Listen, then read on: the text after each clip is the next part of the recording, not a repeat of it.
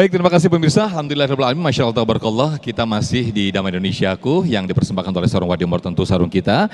Dan kita masuk dalam segmentasi tanya jawab. Saya yakin kalau ngomongin tetangga ini pasti sangat banyak sekali pengalaman dan juga kisah nyatanya.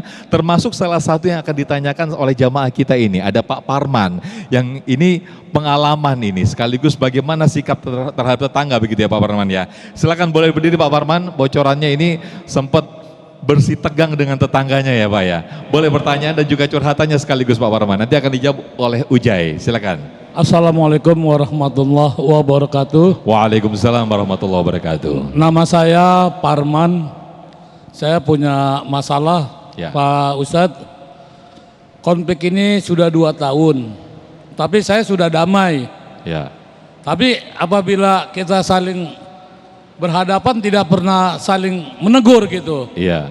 Nah, saya termasuk kan, Pak Parman juga. Iya. Gak mau negur tetangga.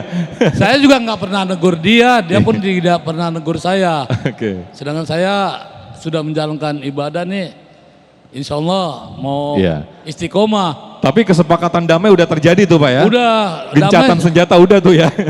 Waktu Idul Fitri kita sudah saling maaf-maafan. Oke. 2 tahun yang lalu. Tapi sampai saat ini tidak pernah tegur sapa itu aja. Oh, jadi diem-dieman ini udah berjalan 2 tahun Pak Parman. Iya.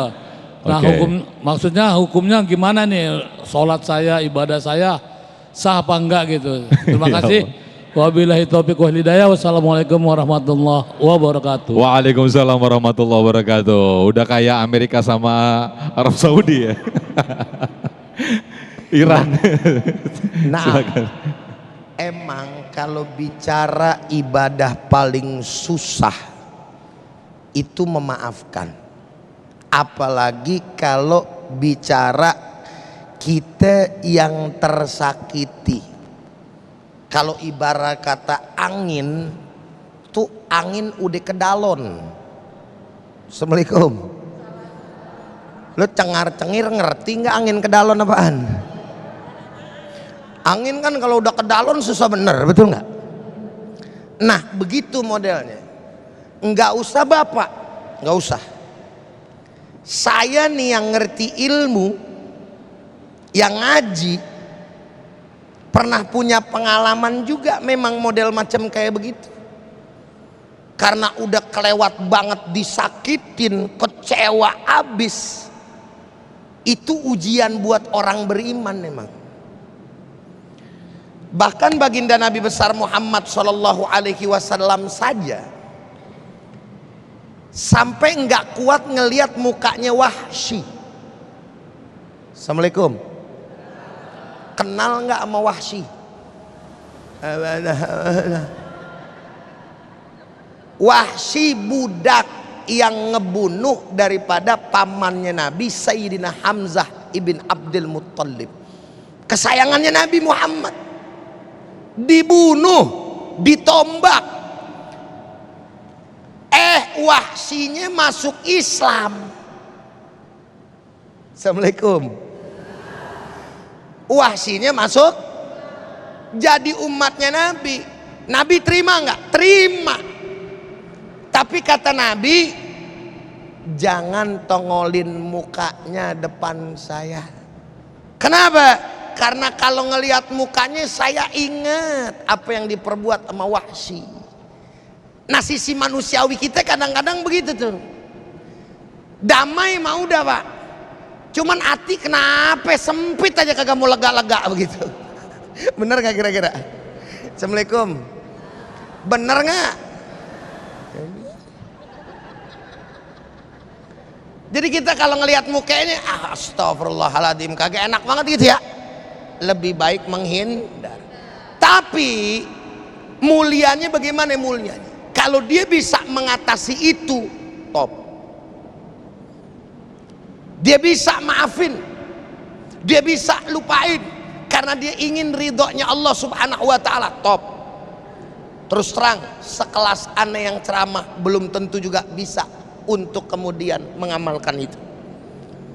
Karena sisi manusia butuh proses untuk menyembuhkan luka hatinya, saudara hadirin. Makanya bapak kalau kayak begitu, bagi bapak nih yang udah damai dan bapak yang udah terbuka, udah negor duluan, udah cakep. Tapi kalau tetangga kita belum, doain. Toh yang penting secara lahiriah udah ada yang namanya kata maaf di antara kita. Selesai itu aja. Zahirnya yang kita lihat. Kalau dia masih belum enak ngelihat muka kita, biarin dah. Kali muka kita dilihat teman dia, bawaannya enak aja ngelihat kita. Antepin. Kita doain aja. Semoga apa yang kiranya kita lakukan udah terbaik di mata Allah Subhanahu wa ta'ala. Butuh proses dalam menjalani hal yang sedemikian rupa. Insya Allah. Paham apa paham? Nah, yang terpenting yang dijadikan pertanyaan oleh Pak Parman tadi, Ujai, Kenapa, sah gimana? apa tidak itu ibadahnya oleh Nggak ada urusan Pak sama Parman? ibadah. Oke. Itu yang namanya perkara hati adalah urusan ibadah tersendiri, urusan fikih ibadah tersendiri. Oke. Kayak contoh orang mabok, dosa nggak? Abis mabok dia mandi junub, kelar sholat Jumat. Ya. Sholat Jumatnya secara yang namanya fikihnya bener, secara zahir berarti sah nggak? Urusan diterima kagak diterima ya urusan Allah. Jangan kata pemabok lah, saya aja yang ibarat kata ustadz diterima sama kagak diterima urusan Allah. Baik, Yang baik. penting fahkum bidzahir wala nahkum bisarair. Lihat secara zahirnya, secara fikih udah selesai ya ikhwan. Urusan hati beda babnya tersendiri. Insya Jadi Allah. bapak nggak usah khawatir. Wah, Ya. gua puasanya kagak sah. Nggak ada rukun puasa, rukun yang namanya begitu. Belum maafin secara fikih batal. Ya, ada. Baik, terima kasih Ujai atas jawabannya. Begitu ini ya Pak Parman ya. Baik, kami persilakan berikutnya ada Ibu Wanda Iin yang nanti akan dijawab juga oleh Ustazah Inaratul Ain. Silakan Ibu Wanda, boleh berdiri Ibu.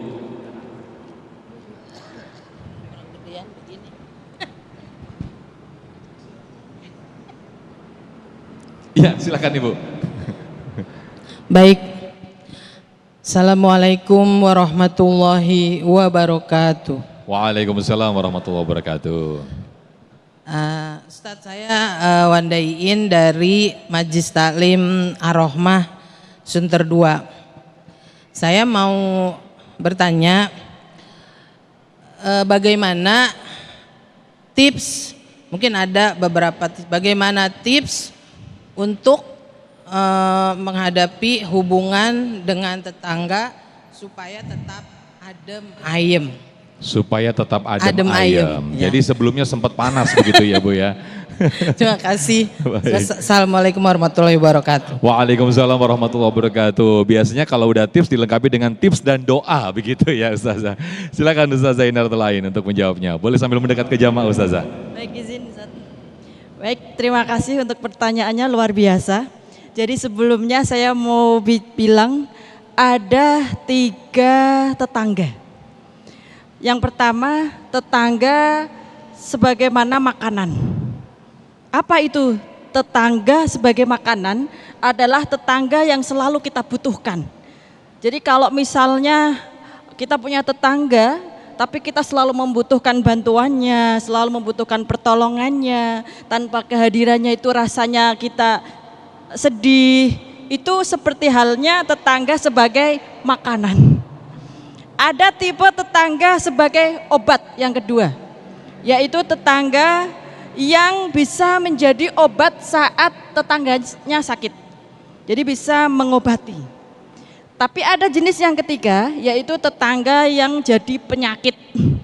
Jadi kita nggak pingin tetanggaan sama dia karena dia itu menyebalkan, ya, rasanya itu menyedihkan sehingga rasanya nggak mau punya tetangga seperti penyakit tersebut.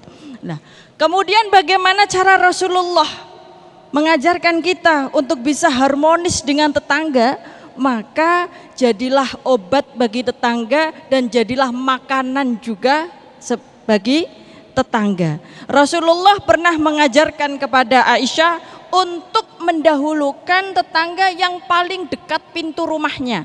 Karena hubungan yang paling baik itu dijalin dari yang paling terdekat terlebih dahulu.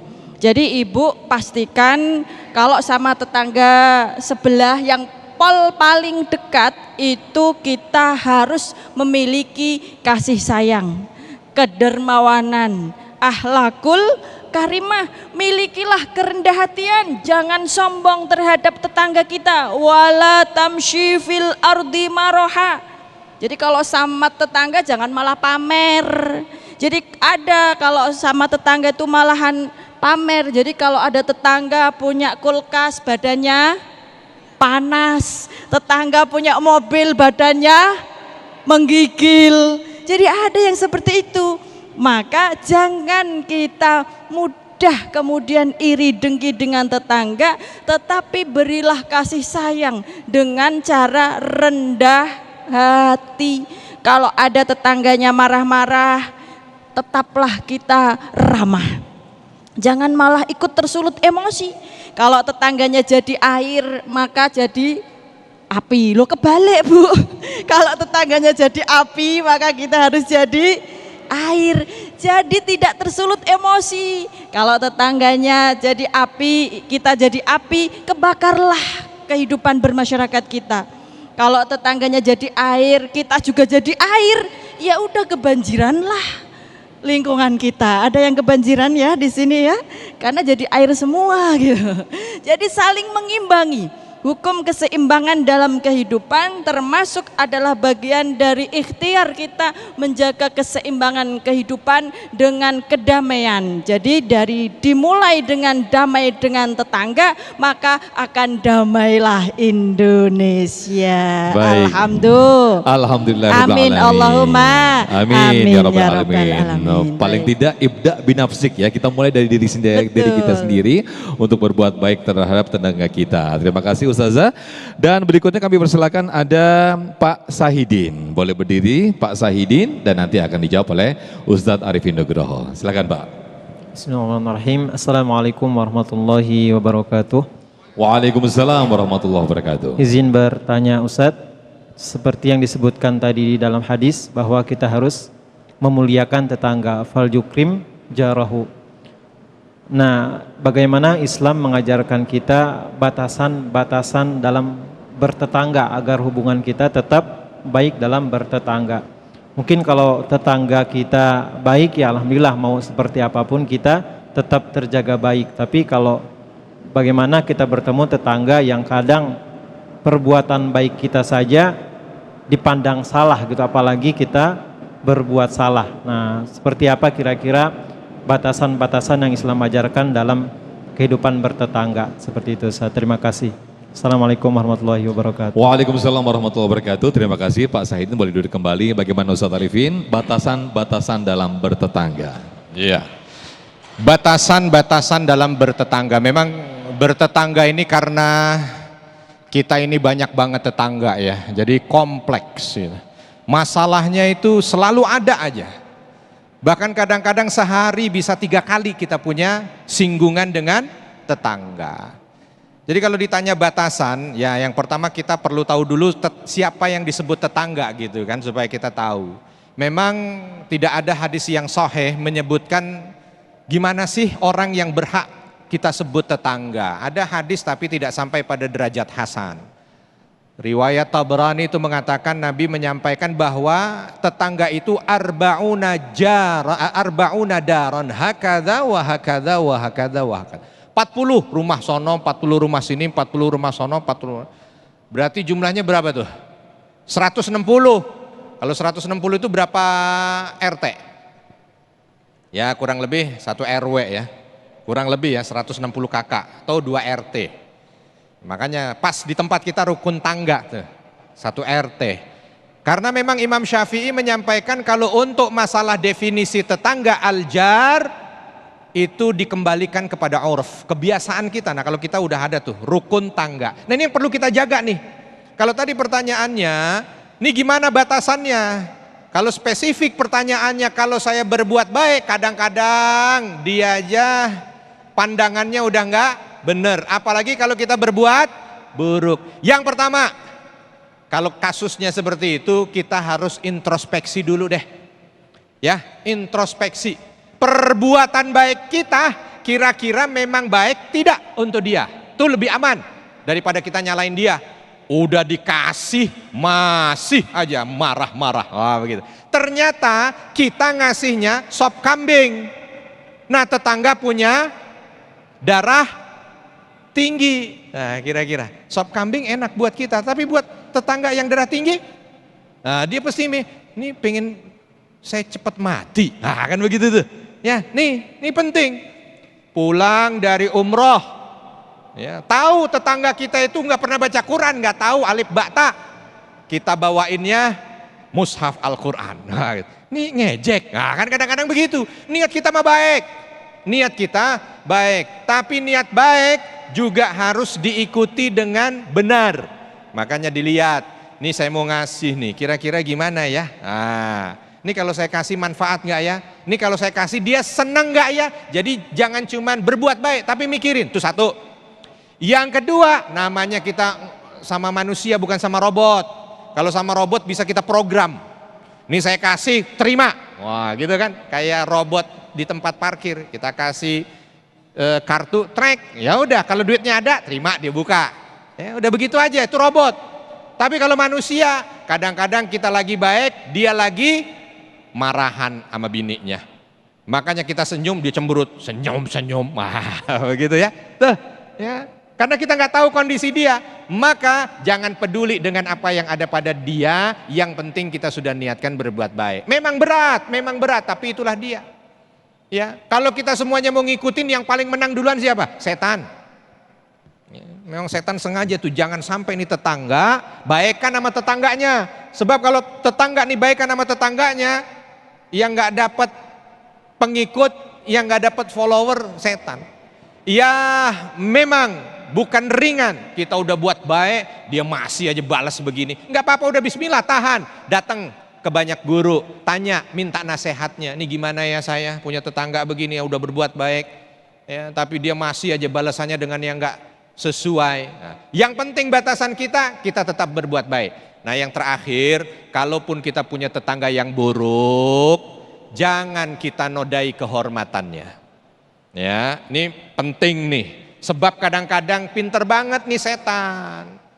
Begitu tetangga kita buruk, wah udah begitu ketemu pas lagi nggak ada dia, kesempatan dah. Tuh kesana dia nggak datang kenapa? Dia memang begitu. Oh rame tuh, panjang tuh ceritanya, 2 jam ngomongin dia. Nah ini kehormatannya ternodai, jangan. Lebih baik bawa ke doa, udah. Bismillah ya Allah. Hamba punya tetangga model begitu ya Allah. Kalau bisa cepet dia pindah. Enggak ya.